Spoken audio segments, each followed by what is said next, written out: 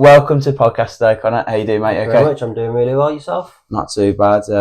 Keeping up with all the football. Yeah, I've been trying to watch as much as I can. Yeah, been an interesting tournament so far. Yeah, I don't think the knockout stages have really done it any justice though compared to the groups. No, I think both games so far, I think they've been very nervous, not wanting to lose more than going out to actually try and win, which has made it pretty boring, to be honest, in both games. I mean, realistically, last night, the Spain-Germany game for me, if they're on the opposite end of the draw, that's the final.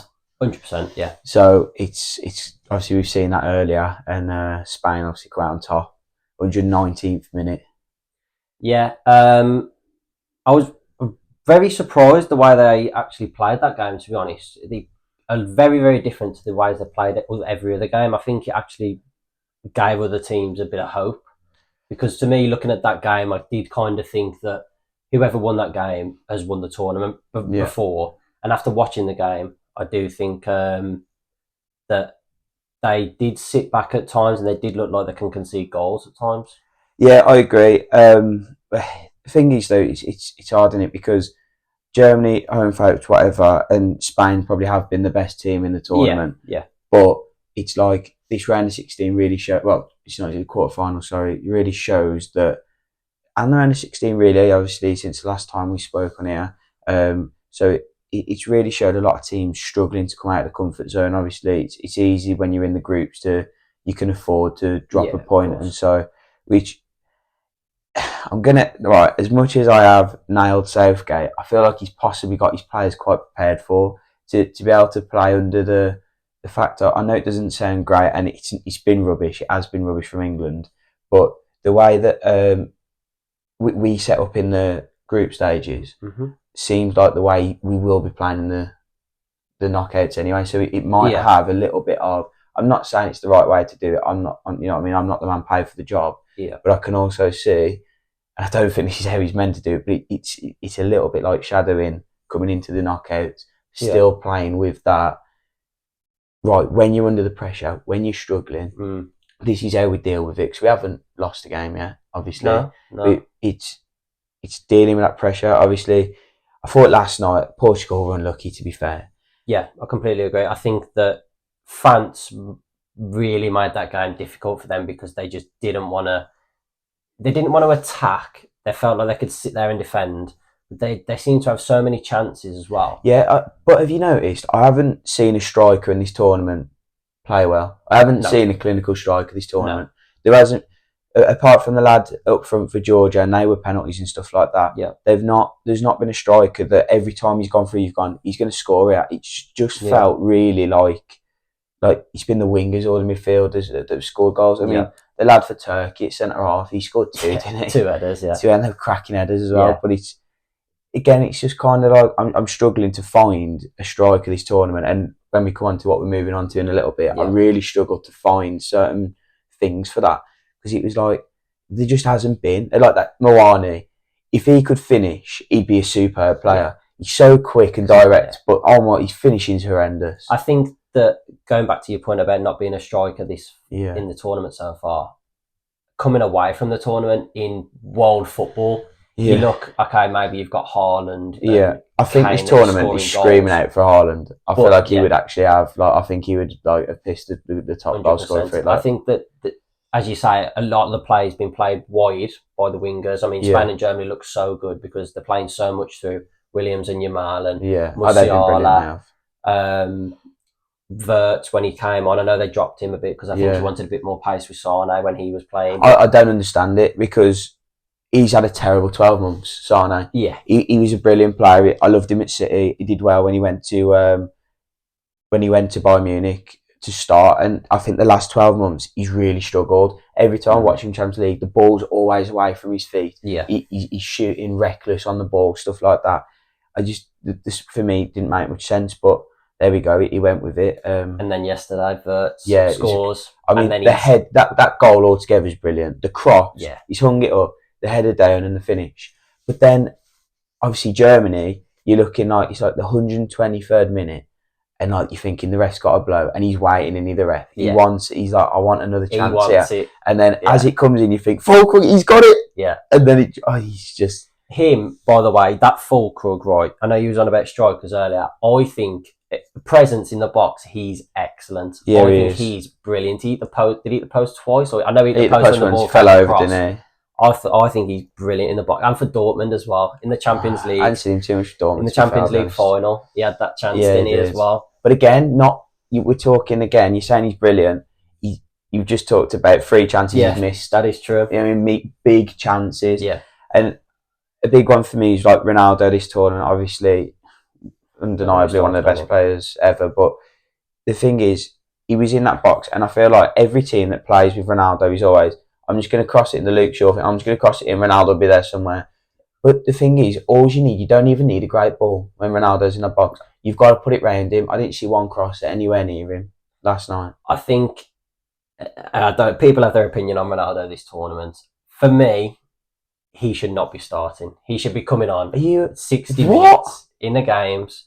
He's trying to take control of everything. He's taking every free kick. He's doing everything. He's moaning when he's not getting the ball. But if they start Jota and then they bring him on at 60 minutes, the teams are going to be like, okay, right, Ronaldo's coming on now. We've got to... No, they probably won't. They'll think he's going to take 10, 15 minutes to get into the game, and then by the time he's gone into the game, he's full. Mate, you're saying that Ronaldo up front, okay, I get it, whatever you're trying to say, he's not had what he had before, yeah. But up front, when he played in the first game, or it might have been the second game, when Jota scored the offside goal. Yes. Yeah. Everything happened because there was 3 or 4 players marking Ronaldo. Okay. Everybody is like, it doesn't matter how good he is, how old he is now, they see Ronaldo, they go, right, we've got to mark him, because they know that one chance he will score it. Last night, he put it over the bar, to be fair, it was coming back. The movement he created to open up this shot, he dropped forwards, defenders looked, then he's gone back, and the defenders spun, and before he's even turned, Ronaldo's gone back around the front of him as the ball's come across the box. Yeah. And he did dig into the ground, and it went over. It was a tough chance, it was to take, but I just don't see how people... Would you drop Messi now? No. Well, Ronaldo's numbers are better than Messi's are in the last 12 months, so why would you drop Ronaldo and not Messi then? Because I feel Portugal were, as you say, a lot of their players balls going into the box, crosses into the box. That's because they couldn't create anything. Their midfielders weren't running. The only time they ran, Fernandes made a run, he created a shot. Yeah. But apart from that, Cancelo's got the ball, Mendes got the ball. I mean, Rafael had a good game, actually. He did have a very good game. But at the same time, it's like, it's having that, it's being a bit more positive, or having a bit of confidence to go and have a shot than always than crossing it. They're using Ronaldo's in the box as a scapegoat sometimes, and that you can't blame him for that. But at the same time, if I was on Ronaldo's team, I know what he can do with the ball. I'd want to get it in his feet as well. Do you know what I mean? He does create stuff, and I do get the side of what you're saying, like, oh, bring him on at 60, or he's been moaning, he's not quite fit enough. But again, it's like, if you need someone on that big chance for me... But he hasn't scored a goal. Okay. In 5 games. Yeah. He didn't score a goal, mate. Mbappe scored, a penalty? I think, going on to him as well, I think he's been really bad this tournament. I know he broke his nose, and maybe that's a bit why, and I know they do double up on him, because obviously it's Mbappe. Harry Kane scored, 2, has he? But I don't think he's had a great tournament either. But that's what I mean. Would you drop him? Ronaldo. No, you would. No, would you drop Kane? No, you wouldn't. No, I don't. Would you drop Mbappe? No, you wouldn't. No. Would you drop... Tony Cruz had a bit of a stinker as well last night. Would you drop Tony Cruz if they'd gone through? No, you wouldn't. It doesn't matter for me. In tournaments like that, it's not always about, if they're not doing well, you drop them. You stick with your team and trust the process of it working. You've worked with that team probably for the last 6 months leading up to this. You can't just swap and change at the start of the tournament. But do you not think that in the middle of they could have taken him off if he's not having a great game? What if it goes penalties, which it did? He missed the one in the game. The other day, but in the penalty shootout. Yeah, he scored, 2. Okay. He scored in both penalty shootouts. Yeah. Okay. If there's one bloke you want with pressure on him in a penalty shootout, you put Ronaldo on it. Okay. Apart from Chris Brunt. Of course. I understand that. The one against, was it Slovakia or Slovenia? Played with Sesko. Yeah. They should have lost that game. Slovenia, yeah. When he had that chance. But then the same chance was at the other end as well. It was. I just think, on the Ronaldo thing, I think Jota, when he's came on, has looked very, very, very dangerous, and I think that he should have had a chance at starting. And Ronaldo, I think a lot of people love to hate on Ronaldo and hate, like, I think everyone loves to pray on his downfall just because of being such a good player. But there we go. But now we're going to move on to our top 5 most surprising players of the tournament. We looked at it 2 different ways, like being either surprisingly good or surprisingly bad, but we just went to make it easier for us. We have just done surprisingly good, haven't we? Like the players that, just kind of shocked us, and we didn't expect probably the performances they have put in. Yeah, a couple of mine are more so players that maybe people have thought they've passed it or forgot about them, or just genuinely didn't know about them at all. Fair enough. I'm going to start with my number 5. So this is a lad. I only watched him because of lockdown. Okay. So when we come out of lockdown, obviously me and you, we both picked a football team in Germany to watch, didn't we? And since then I've kind of followed Freiburg anyway a little bit, just not massively, but here and there. And that's Salai. Salai, the Hungarian, on the wing. I thought he looked really good. As much as Szoboszlai was meant to be their top player in the tournament, I thought he was probably as good as him. Really, I really enjoyed. I thought he was a really good player. I really enjoyed watching him. Actually, I think as well, a lot of people, obviously because of the focus on Szoboszlai, they didn't really take much notice of him. But in the games that I saw of him, especially that Scotland game when they needed it, and I thought the first game, they playing the first game. Didn't they? They lost 2-1, didn't they? But to be fair, they come back at them second half, didn't they? And it was a shame. But I really, really did rate him. I thought he was a good player. And to be fair, I almost put him in one of our later categories that we're going to talk about. But because he's already at a decent sized club anyway, I wasn't sure what was going to happen there, so I just kind of left it. But yeah. So for my number 5, I've gone for a player. It might be a little bit of recency because of them getting through and such, but I've gone for Pepe. Mate, Pepe's class. The bloke's 41, 41, right? And he's running around, and the energy he's still got. Mate, and 85th did you hear the commentators last night though, when they said he? To be fair, Thuram for France. Yeah, he had a swipe, missed the ball completely, got back, and then won the tackle and kicked it out. The commentators went, "Oh, why is he celebrating like he scored a goal? I don't rate that from defenders, mate. You've just stopped. You've just they lost in the end. You just give your team a chance. The last second, okay, it was you that lost, but they were on the break. You've got back and recovered a ball. It's as good as a goal in some people's eyes. Like, what are you arguing And you'd be about? expecting that from the Ruben Diaz of the team, the young upcoming. He did play well yesterday, But honestly, Pepe, I think they kind of put him in the team as a last hurrah before he retires. Mate, I think they've always stuck with him. He's had a great season at Porto. Oldest ever Champions League goal scorer, I think. He scored at Porto in the Champions League. He's had a good season, man. I think he's been excellent this tournament. I do already. Yeah, he has. Okay. Sticking with Portugal. In 4th place, I've got Diogo Costa, the keeper. Okay. So, I've actually never watched him really play at Porto. Like, I know, I say, like, I didn't really see... Well, I say Pepe's had a great season. From what I've heard and stuff, I haven't really watched Porto. But, didn't save him last night, but the penalty saves against Slovenia were a joke. Okay. And the whole tournament, I think some of the saves he's been pulling off, he just looks so... He's like 23, 24. Yeah. He looks so good. He's such a good keeper. I did not think they'd play him. I thought they might play Patricio, looking at the team. Obviously, he played in the group stage, and I wouldn't say they look comfortable, but they should have comfortably won that. Yeah, the only thing you will say with the penalties, yes, he saved the 3 penalties, and they were very good heights. Yeah, they were nice heights. They were nice heights, but he gets across that goal, you know. Like, he does get across, and last night he went right for the first 3 penalties. I watched it. So he's right. The players left, and they put it a different way, and then he decided to go right. And the player stuck it down the left, and I went, "Oh, mate!" I thought that was what he was going to do. Just keep going that way, because he thought eventually one of them was going to go this way, and he didn't. And I was like, "Oh, I'm gutted." And the only one he did was pretty much an unstoppable penalty. Koundé. It was ridiculous. Unbelievable penalty. Yeah. Right, so my number 4, I slate this bloke every week because I think he's horrendous for Chelsea. Mate, you've got him in the wrong place. You've got him in the wrong place on your list. And that's fine for me. But Cucurella, I agree. Has honestly, I would. If I hadn't watched him at all this season, I didn't watch the Premier League every week. Yeah. I would think he's one of the best left backs in the world. Yeah, he's unbelievable. He has been. He's been class. Superb. You know what though? He's weird because when he defends, he's either going to smash your leg in half, yes, like you're about to be in a hospital chair. Yep. He's about to smash the ball up the pitch 30 yards because he's put an absolute stormer in, or he just lets you run past and hope someone's behind him. Yeah. But it just seems to be working. It's fine. At Chelsea though, he turns around and Thiago Silva's having like a nap on the halfway line, thinking, "Shit, I've got to get back for this." But like I say, I spoke to Jack about it on the podcast. He rated him, and I laughed in his face. Like, he's shit. He's crap. And he was like, "Nah, like he's been good this tournament." Or like, I was like, "Has he though? Has he really?"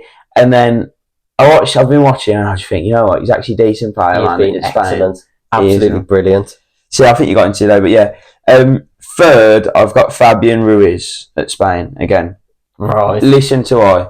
So I've not really watched him. He doesn't get that much game time at PSG. Mm-hmm. I know at Napoli or whatever. I didn't watch massively a lot of football of him. Yeah. And I think so far he's been my player of the tournament. I love watching him play. I mean, I pretty much sucked him off in the last podcast that we did, the way I spoke about him. I just love him, but deservedly, by the way. Yeah, he deserves every bit of it. Like, he's just, I don't know, he's one of them players that when you watch as well, like, he's not a player that you just go, oh, he's good because he's like beating players. Just some of the stuff he does, he's just.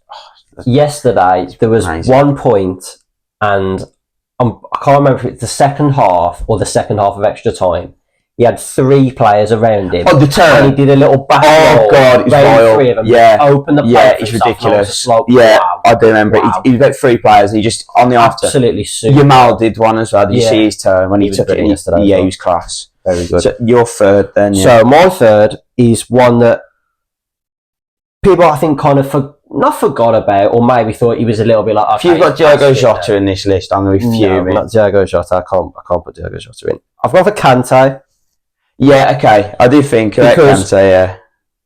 Fans have not been exciting to watch this tournament. No, they've been not the fans that people would expect to be free flowing. But I think he's got man of the match in 3 out of the 5 matches. Yeah, he's been brilliant. I think he looks like he was playing when he was at Chelsea when Leicester later on in the season. I've never seen a bloke look so awkward. Yeah, ever though. He went up. They gave him the captain's armband, and he went up. He stood with Ronaldo at the thing, and I swear to God, he looked like a 4-year-old child. Like he was like, I don't know what I'm doing. Like yeah, he's just looking around. He's like lost. He's in his own little world. Yeah, I mean, I love the story about the fact that he had a Mini Cooper to get to. Well, brilliant. He was going to run to train him, wasn't he? Like, mate, you're not allowed to do that. He's like, you're not running to train him. Yeah. He's like, okay, and bought a Mini. But I do think people will look at Kante now. Obviously, he's playing in Saudi. That's kind of his fault, though.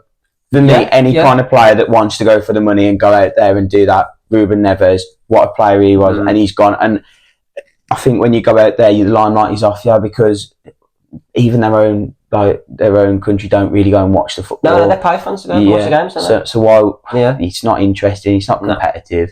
It's not. Showing football. Yeah, I agree.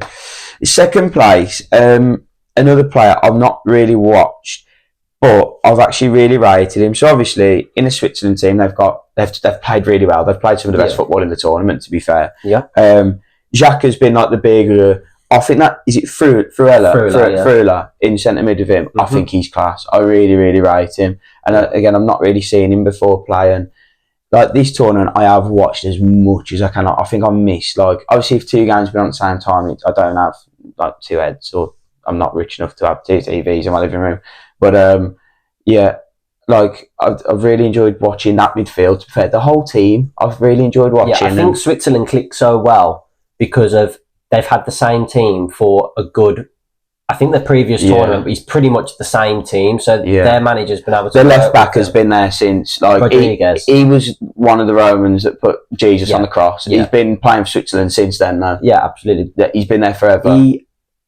I'm not sure if we're going to go on to the England game later, but I do think saying that he has been probably one of the only weaker players in the team. Yeah, he's getting old. He looks out of place in that. He ain't no worse than Kyle Walker played against Slovakia though. That's probably one of the worst Kyle Walker performances I've ever seen. One of the worst fullback performances I've ever seen.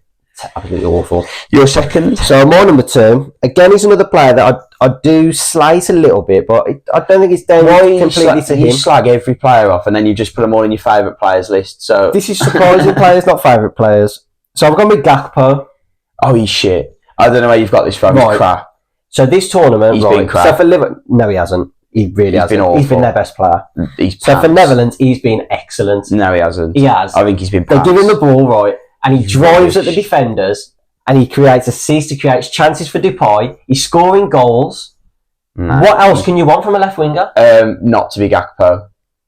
This is just because of the Liverpool. No, it's I don't not. mind Liverpool either. No, it's not. For me, you've got more chance of Madeline McCann whipping one in than Gakpo. He's absolutely awful, man. Completely he's terrible. He's been brilliant. He's probably one of the players of the tournament. This tournament.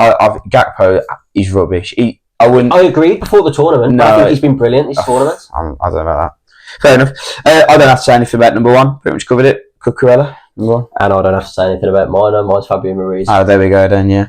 Beautiful. Let us know who you'd add in, because obviously we're not football massive intelligence men. We watch football, same as most people, but anything you don't agree with there, just let us know. But if you've watched these players as well, don't start nailing us, because we don't watch foreign leagues. We're not going to sit here and tell you that I sit there on a Wednesday night and watch Sampdoria against Empoli. I don't do it. So these kind of players that you see in the big tournament sometimes are new for what we're watching. 100%, mate, yeah. Moving on now to our top 3 transfers. We've put 3 players together that we think are going to get a big move, basically, in summer, based on their Euro performances. I don't know if these players have already been linked with clubs or whatever. I haven't looked into it that much. I've just picked 3 players that I know are quite young. I know aren't at a massive club at the moment and could move potentially from how well they've played. Yeah. So I'll let you start with your number 3. Yeah. Have you put them in order, or have you just gone through them? I haven't put them in order. No, I haven't really. You just pick one first. Okay, my first one is... I've read into mine a little bit about if they've got time left on the contract, so if they've been linked with clubs, etc. I read that Cancelo is out of contract and Barcelona don't want to extend the contract with him. He lost his edge yesterday when he got brought off. I think some of the crosses, as you were saying about Portugal not putting crosses, see the pass he put to Fernandes outside his foot. Oh, that's one of the best passes I've ever seen. I really don't understand why. I mean, it might have been a thing with Pep. Why City got rid of him? I can understand it, because it's now the 3rd club he's been at. They don't want him. He's got to be a prick. He's got to be a massive bellend, as well. Or he wants big money. He must be wanting, because his ability's brilliant. Oh yeah. So there's no reason for a team not to want him, apart from either being a massive bellend or he's like I say, like he wants big money that clubs can't afford to pay. I agree with that, but then I'm looking at it in the point, Barcelona had no money. They were in so much debt. Yeah. But then he went there, so then that doesn't scream to me that he's asking for massive wages, or... Wasn't he part of the problem though, with all the money that they spent? Didn't they go into massive financial fair play because of signings like him? I'm not sure. I'm not 100%. I'm not 100%. I haven't got him. I've got Switzerland lad, and I was stuck between 2 of them. Okay. I was stuck between Vargas and Ndoye, and I went with Ndoye. Okay. Striker or winger striker. I think he's sick, man. He's so quick. He's actually a baller, and I think like he will play. I think he'll come to like a Premier. I can see him at like a Brighton or like a Leicester or something like. Yeah. I'm not saying he's going to be a match, but I can see him getting like a decent money move, like because where's he at? Isn't he at? I think he's in the Serie A somewhere. I think he's in Italy, but I think he might get to a more bigger club. But I think that Vargas as well. I've not got him on the list, but I think he will also be. I was going to say I think maybe more chance of Vargas, because I think that people may have heard of him before. This and Ndoye, so maybe they'll be. I think the both of them probably go, to be fair. Yeah. They're old school wingers. Attack the defender with a bit of pace. Yeah. Knock it random. Cross the ball. Decent players, man. I'm not saying they're world beaters, but they're decent players. I've only said him first because the next 2 I've got on there are probably in the top 5 in their position in the world. Okay. Mine aren't. Okay. So I'm going to go with mine now, so we go back for. Yeah, of course. Nico Williams. He's at Bilbao. He's in probably one of the top 5 ability players at left wing in the world for me at the moment, ability-wise. the way he's been in this tournament, he's again in contention for player of the tournament. He's been unbelievable. The way he moves. Again, I spoke about him on the last one, but just love watching him. I think he's brilliant. There's not really a part. He's still young. He's still a bit naive in decision making and that, but his decision making and stuff like that needs to, it's only going to get better. But he's just been superb. I think for me was obviously he'd been brilliant, but I think for me it was the goal against Georgia. I think it was the fourth one. Yeah, he did a little fake and just clipped it past the defender and just smashed it. He breezes past players. The full makes it look so easy. And I know it was Georgia. It's the age as well, man. Like, they've got them two wingers, Spain. Yeah. They're like both like 21 and under. I was 16. I don't know what I was doing at 16. I do. Not that. No. But yeah, it was like, he's just ridiculous. And he looks like he's been in the team for like 10 years. He doesn't look out of place at all. He don't look like he's even trying to prove anything. No. Just part aside, he's been brilliant. Absolutely brilliant. So he said, sorry, just go on. I think he's meant to go to Arsenal. I did see, I heard he was linked to Arsenal actually, which I think, because they're not a fan of Martinelli now, are they? I think he might. It wouldn't be a bad signing for Arsenal. That wouldn't. I do think he will stay at Bilbao. If I'm being completely honest, surely they're not big enough for him to stay there. He could go Barca as well. He could, but I don't think the big, as you say, the big like your Arsenal, your City. You imagine Barcelona though, if they do sign him, you've got Real Madrid are going to dominate next season with the players they've signed. Yeah. The only bit of hope they've got is to bring in possibly Nico, have him on the wing with Yamal, already played together, whatever. Going through it's not a bad stepping stone, is it, to get close to Madrid? Just another that he isn't in my list, but another player I've heard Barcelona signing is Faes from the Belgian one, the Leicester one. He's not great. He's the best player for Liverpool. He is. Because the two goals he scored, they were cracking. They're two of the best finishes I've seen the whole season.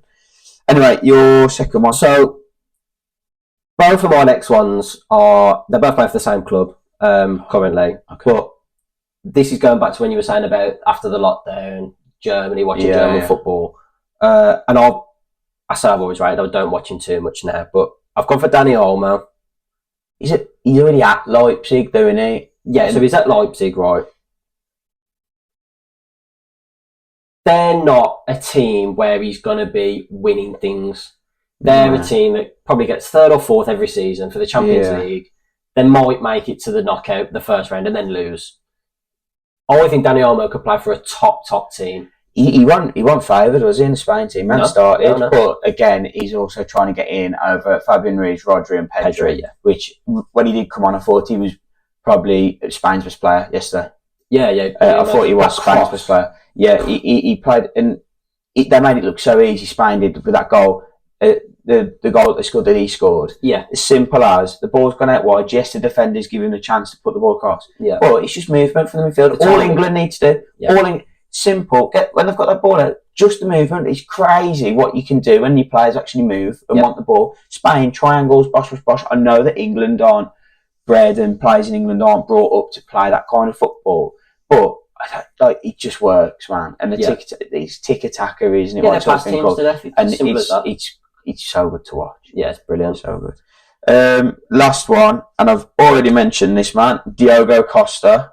Okay. The keeper, obviously at Porto, I do think he will be possibly. It depends whether Courtois obviously gets fit and stuff. I think he could be. I think he could play for any team in goal. I really rate him. And I don't know. You guys might have a completely different opinion to us, but I think Diogo Costa is going to be class. He's like 24 as well. 23. I think he's made a very good statement for himself this tournament. Yeah, he has. Definitely. I think teams will be looking for, as you say, he's young. It's hard to find a quality keeper as well.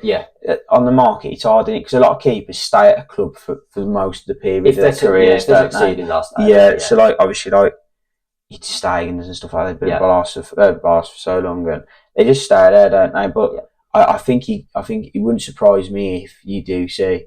I've got a really bad feeling who's going to have him though. Probably like Chelsea.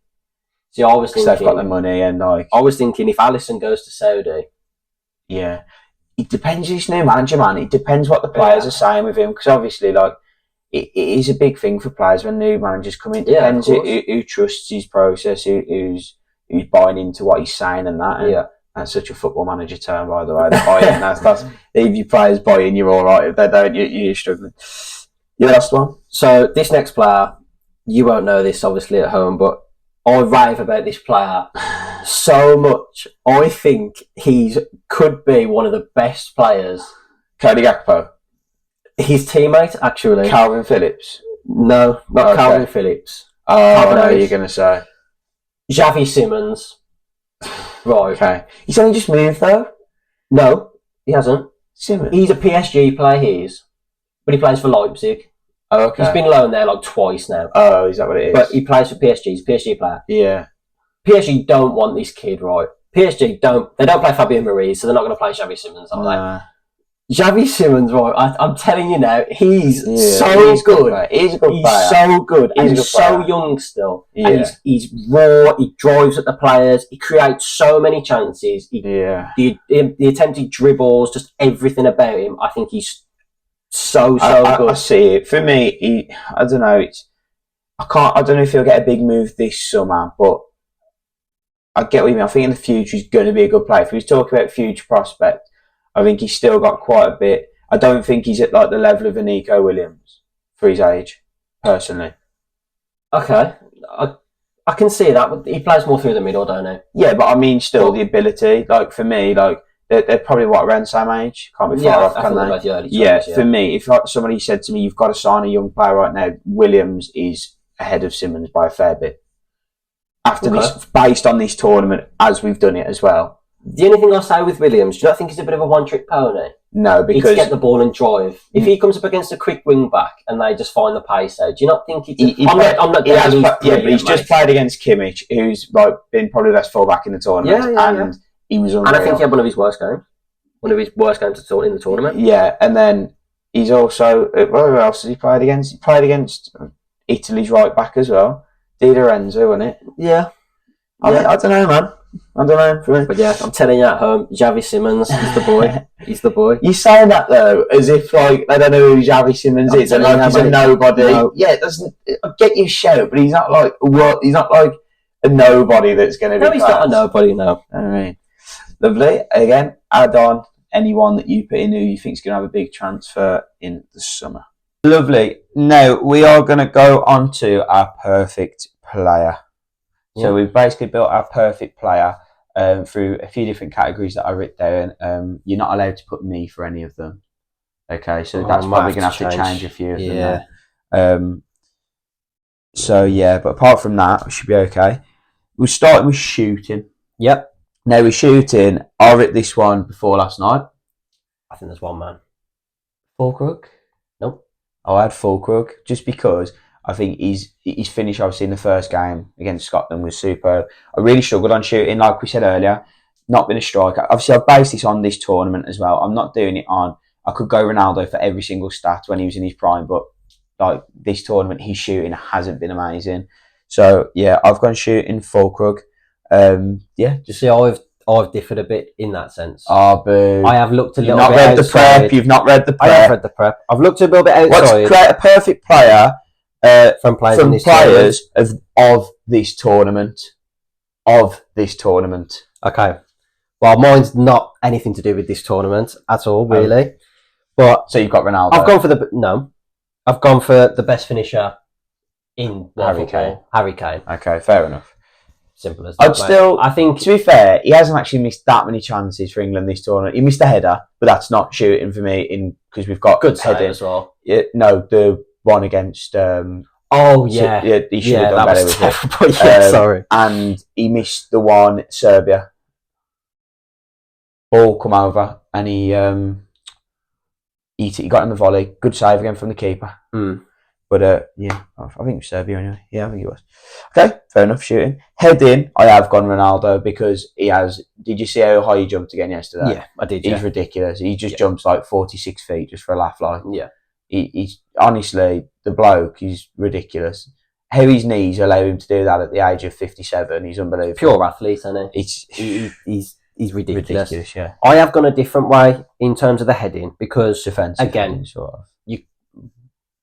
Jumping wise, it is Ronaldo, let's face it. The ability to get himself that high in the air. I still think, though, the header that was unlucky when Jota scored the offside goal. Brilliant, unlucky off the post. Yeah, excellent. This bloke... When he comes up for corners, he's the man. They have two blokes marking him because he's the most dangerous. Get out. Virgil van Dijk. Oh, okay. Yeah. Defensively, this tournament, no, obviously. he hasn't really created much in the air. That's because Gakpo's done it all. Oh dear. And Xavi Simons, Xavi that Simons player no one's ever heard of, that's going to get a massive move. Xavi Simons is the boy. Fair enough. Yeah. Okay. I've got Van Dijk in a different one. You haven't used one. No. Okay. No. Yeah. Work rate. We should both have the same one here. I don't think I'll have the same as you. Does he not drive a Mini? No. You've not gone Kante. No. The bloke is everywhere. I know. You messed up with that. I don't think I messed up with it because this bloke. Unless it's Lima, I'm not giving it yet. This is very, very. My list is quite biased, I will say, because it's coming home and all that. Oh dear. Declan Rice. He's got work, right? He doesn't leave his own arm. Listen. He doesn't have to go anywhere. Mate, this bloke. We sit on the back at the edge of our box for 90 minutes. What work rate has he got? In the 88th minute, he's picking the ball up from the centre half and he's driving it into the final. And then turns around and goes, fuck this, I'm passing back. No. Declan Rice. That's a terrible shit. The amount that he runs, people look at Bellingham and say, oh yeah, he's running better than this. Declan Rice runs constantly and he actually does something, unlike Conor Gallagher, which don't get me started on him, but Declan Rice is the work that he puts in is brilliant. But I will hold my hands up, it should have been Kante. Kante is the shout for this. Defending, again, kind of I think Mom's differed. I've actually gone Pepe. That's not a bad shirt. Portugal. I think he's just been pretty solid. I think his last minute challenge, he's going to tackle him out last night. I was different between him and Ruben Diaz, to be fair. I think they both had a decent tournament. Again, unlucky to go out realistically. It's all come down. I think a lot of the games, 90% of the games this tournament have come down to the fact of chances not being took. Yeah. For most teams, to why they've gone out. It sounds like a Michael Owen comment, obviously. Of course. I mean, you don't score your goals, you don't win games. Yeah, that's super. Get Eni Luco on next week and get her opinion. But yeah, that's just why I went through. I've gone for a player from the team they actually played against yesterday. I've gone Saliba. Yeah. Because you see him armbar that lad in the face yesterday. I did, yes. Yeah. France haven't looked very exciting this tournament. Granted, they really haven't. Yeah. But I could have went Upamecano as well, to be honest. But they look so comfortable when they're left in one-on-ones or if the ball gets clipped over. Like he played against when they played against Belgium. Belgium's outlet is a long ball to Lukaku. Yeah, it is. And hold the ball up, use his body, and he still managed to get the ball off him 95% of the time, or we won a foul. I agree. I think both teams in the game yesterday defended really well, especially the first half. It was quite a tight game, and I think they both defended well. So, I'll give you. Ability to beat a player, we should both have the same player in here. No, I know you've gone as well, but I haven't gone for him. What have you even decided to? I'm trying to go for different people. Yeah, I know, but you've still got to be looking here at obvious ones. If Musiala's not your player for that, it's ridiculous. Oh right, no, it's not.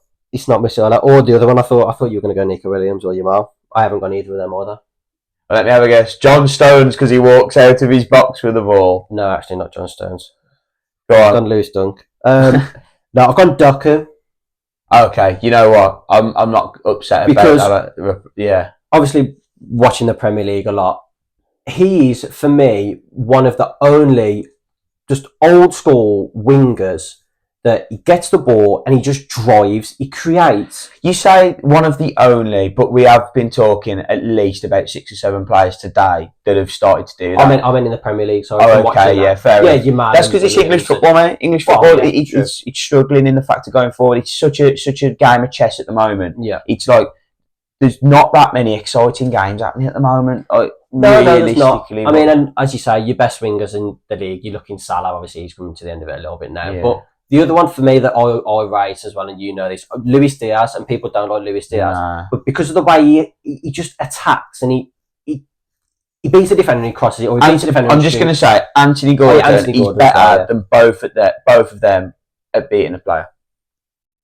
I'm not sure. You've seen he's going to Liverpool as well. Gordon, Anthony Gordon, 50 million. Yeah, to replace Diaz because he's pants. Fair enough. Passing, both got the same one. Espanol. No, Fabian Ruiz.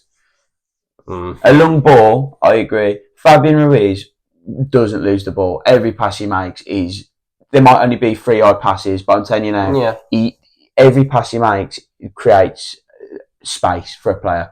I think there was a lot of players you could have gone for this one. This was one of the in there, easier Cruz ones. was in there. Yeah. I think there was a lot. I've gone for De Bruyne because I've actually looked at this. I haven't got a single Spanish player, but I think I've tried to look at it as every single player in that Spanish team is probably a better passer than most of the players in the other teams. They're trained day to day to be able to pass. You know what you just said about you've not got any Spanish players? That actually does make sense because Spain don't have the best individual players. No. Spain have the best team of like actual structure for me.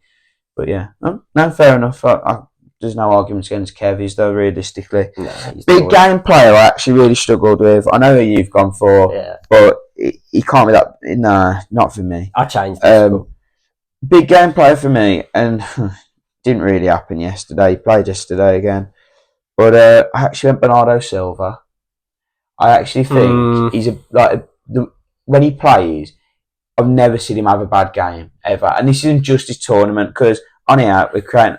Just have this tournament, yeah. Like I said earlier. So the argument that he had with me, yeah. But even at City and whatever, I just think I've never heard him mentioning like their top 5 players by people. I think that's criminal as well. So good. Yeah. And I was watching him again yesterday, and I was talking when I was watching yesterday with a few of my pals, and they said like who's Portugal's best player, and I said it is Ronaldo. It is still now Ronaldo. It is still Ronaldo. But I think Silva's a very close second. The fact that you said to me the other week that Bruno Fernandes as well is better than him is outrageous. Bruno Fernandes is better. He's not better than Bernardo Silva at all. No chance. Not even. He is. He's not better than Bernardo Silva. He is. So why is he still stuck at United, finishing outside the top 6 or outside the top 4 every season? He's the captain. They've given him the captain. They're probably captains don't move then. I'm not saying that. No, I'm not saying that. They just stay at the club forever. No, so he's there at Man United. He's pretty much the main man now. I've never heard anybody put a bid in for him either. I've never heard of any transfer rumours for Bruno Fernandes has been one of the best players in the league for the last 5 years.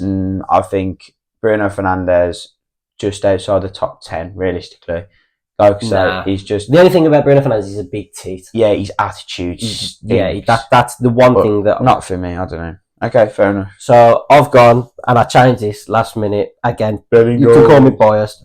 Jude Bellingham, he's the man. He is. Like, he's the man. No, he's the man. He 100% is. But I tried to stay far away from the boys. I could have easily put him in there. Yeah. But I just thought, like, I don't know. I did struggle with it. And the only reason I should have put him I might get a bit of stick here if people go, just because of the last game.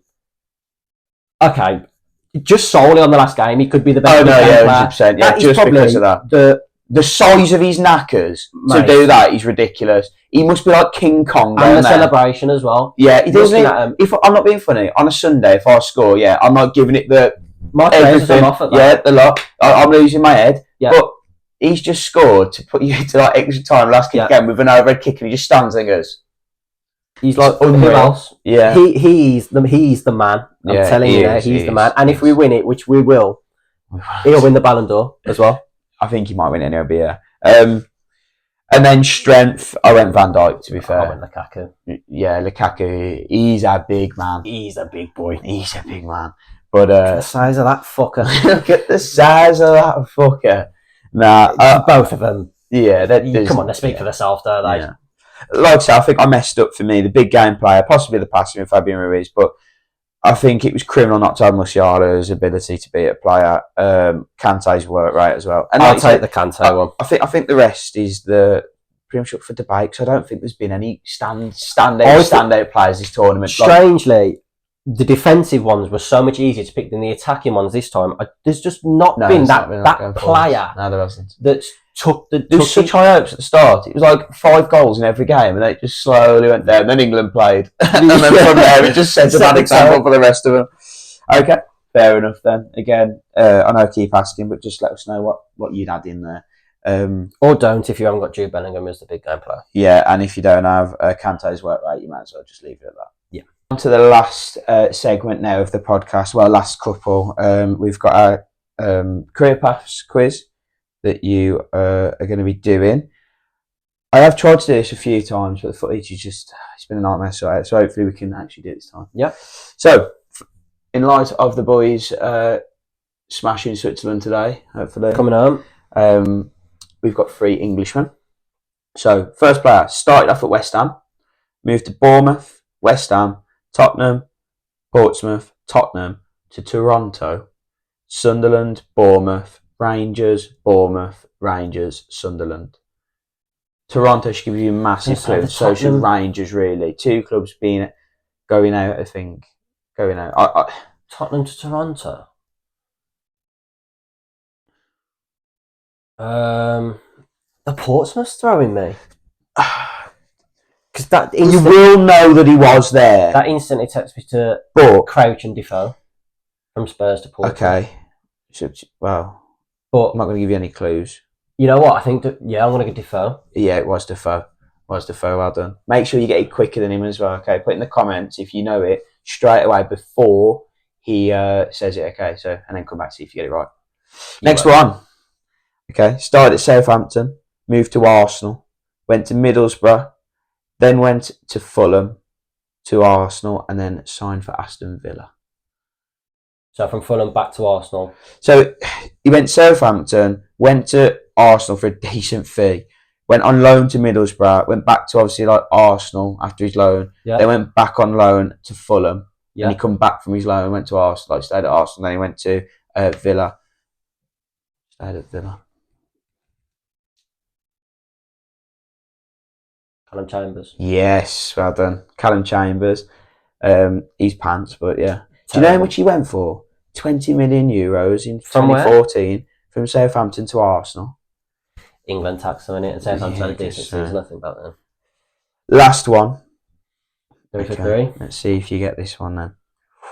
Right. Started at Charlton, went to Norwich on loan, then signed for Chelsea, went to Newcastle, went to West Ham, to Tottenham, and then retired at Fulham. Ooh. Chelsea, West Ham and Tottenham. I'm not going to tell you individually, but his total transfer fees were 44 million euros of all of his transfer fees. Okay. Chelsea. The best way you would remember him as Chelsea, Newcastle, West Ham, Tottenham, Fulham. Did he go from Chelsea to Newcastle, you said? Yeah. Chelsea to Newcastle and Tottenham.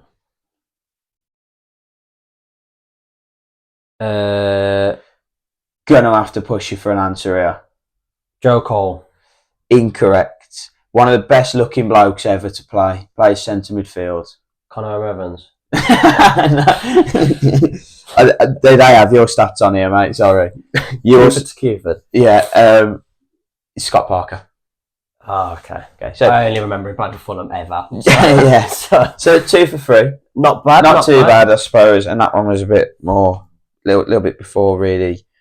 We did obviously start watching. You'd have remembered him at West Ham, really. Yeah, and then, years, yeah. But like Newcastle, Chelsea, like obviously he was 2003, 2004. That's like a year after I was born. Yeah. And 2 after you. So yeah. So now we're going to move on to our final little bit of a segment, and this is going to be a new thing that I do every week. So I'm going to be putting a £5 bet on for whatever game is either the early kickoff if we record before or etc. Like we'll have a game for this Saturday.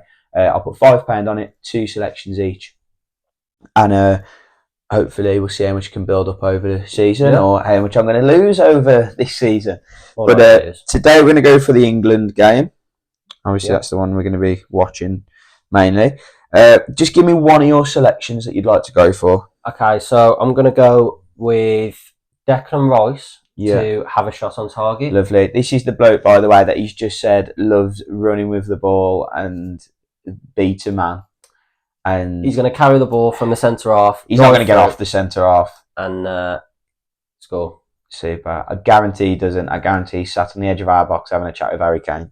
Okay, lovely. Put that one on. I've actually had an away player shot on target. Okay. I've had Vargas. Spoke about him earlier. Yeah. I think he's going to get in there. He's going to be hungry for it. I think I've gone for him shot on target. Yeah. I think they're going to have a lot of the ball, mate. So I disagree. You've got this thing that Switzerland are going to have all the ball today. I don't see it. For me, I think for them, he's just going to be on the counter, and I think they're just going to defend. Like most teams have against us, put 10 men behind the ball, and then when they get the chance to break or wait for us to make a mistake, which we'll most likely do 100%, with our back line, and then I think that's when they'll break. knowing us, we'll have a free kick and just kick it to their striker. Yeah. John Stones will be doing his hair again. Yeah, just a quick one actually before we say that. The Havertz miss yesterday as well. Why is he shot? Why has he not took it closer? He doesn't score that. That's just Havertz. 1 in 16. Right, okay. Your last So section. my second one, going on to the fact of Switzerland will have most of the ball. They'll carry the ball, and I'm going to have Rodriguez to be booked. I feel like they will get caught, and I feel like he'll have to pull someone down.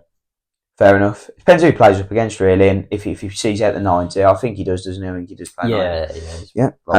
Okay. And last one I've had, because the odds were already through the roof with this, I've gone for Kieran Trippier to commit a foul. I don't think he'll play. If he doesn't play, then I will change that for whoever's at right wing back, pretty much. But yeah, the odds on that are coming up at 55-1, which means our returns are going to be £280. Brilliant stuff. £280. 285, I think. So no, it's not, because it's 560 from a tenner. There we go then. There we go then. Good maths. So lovely. Hopefully that comes in along with England battering them 6-0. Bellingham. Bellingham. Declan Rice. Superb. Bellingham. In. Thank you for watching anyway. Hopefully catch you next week for the next one. Cheers. Cheers.